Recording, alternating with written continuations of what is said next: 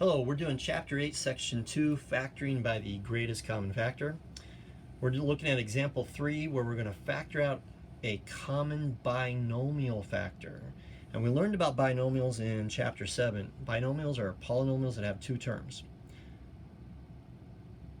Now, to be honest, I kind of hesitated even making this video, because in the next video, I'm going to show you something that actually kind of makes a little bit more sense.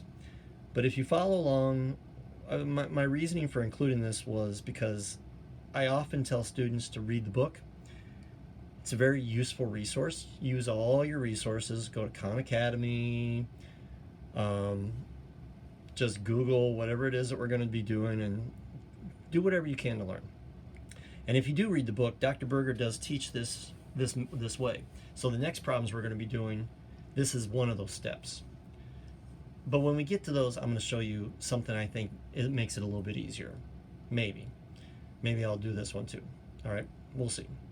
I do know for a fact that if you end up in what used to be called math studies and is now International Baccalaureate Applications and Investigations, A&I think that's what A&I stands for, that if Mr. O'Connell's still teaching it, he's going to teach it this way, so you're going to be seeing it later, right? So it's good for you to be able to see it a little bit. He does know that I teach it with the box, so we try to give you different skills so that you can have different things, like we say, in your toolbox. Okay, so anyway, let's get started with this. In the earlier problems, we had a common factor, the greatest common factor, the GCF. In this case, the common factor is already going to be in parentheses. So here's what we do, all right? Do you see the x minus 3 in parentheses? Do you see the x minus 3 in parentheses?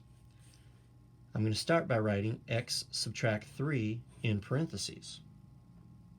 So far, so good. Then I'm going to put more parentheses. And what got multiplied here? The 7. So I'm going to write that down. What got multiplied here? The negative 2x. And that's it. That's all there is to it. Let's look at this one.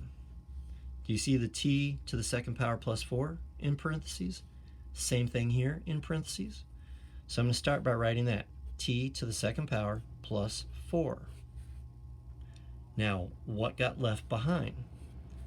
That negative t plus, and it looks like I took everything because of the parentheses. Remember that you always multiply by 1. So what got left behind was plus 1. Move that up a little bit. X plus 4 is in parentheses. 4 plus x is in parentheses.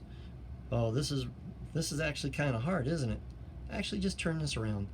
4 plus x is the same as x plus 4. Those are the same. So I'm going to factor x plus 4. What got left behind here? 9x. What got left behind here? The minus 5, subtracting 5. That's it. Finally, with the last problem, this x plus 2 is not the same as x subtract 7.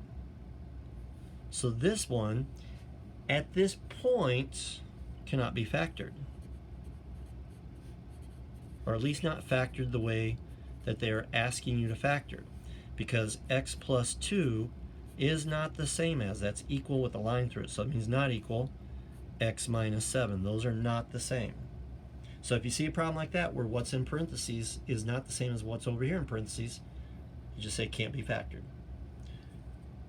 All right, we'll see you in the next video.